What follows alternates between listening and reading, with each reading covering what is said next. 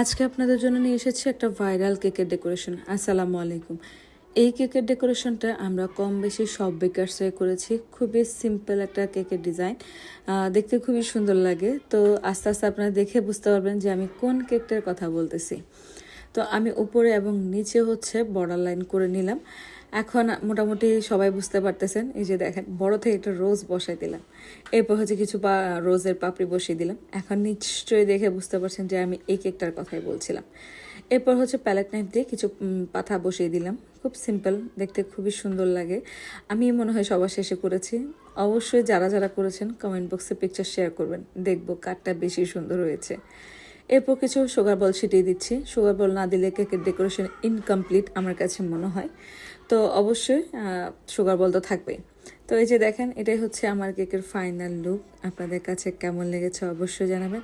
সবাই ভালো থাকবেন, সুস্থ থাকবেন, আমার জন্য দোয়া করবেন। Thanks for the watching. Tata.